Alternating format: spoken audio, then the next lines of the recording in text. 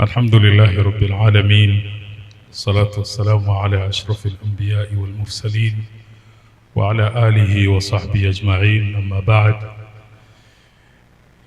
yako maneno maarufu kwa wataalamu wa mambo ya uchumi wanaitwa economist.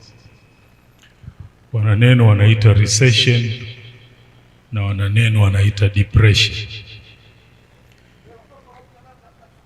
Recession kwenye uchumi kule, mambo ya kiumba kidogo, biashara ikishuka, hiyo inaitwa recession. Hali fulani hivi inapita kwa muda mfupi.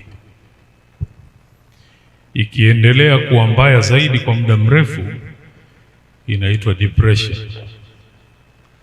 Tafsiri nyepesi wanaoitumia wao ili sisi watu wa kawaida tuelewe, wanasema jirani yako akikosa kazi, hiyo inaitwa recession, kwa sababu itakugusa.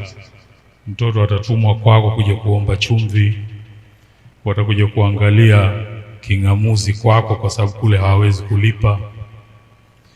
Lakini na wewe ukiwa huna kazi, hiyo inaitwa depression. Kinachofanyika kwenye mambo ya uchumi na kwenye nchi huko, kukiwa na hali hiyo, wanaleta kitu kinaitwa protectionism. Unalinda viwanda vya ndani kwa kuzuia bidhaa kutoka nje ili uzalishaji uongezeke, unaajiri watu wengi, watu wanarudi kazini. Kwetu kwenye dini, hasa sisi Waislamu,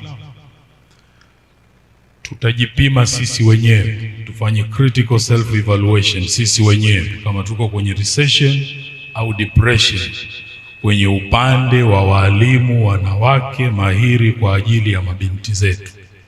Wassalamu alaikum wa rahmatullahi wa barakatuh.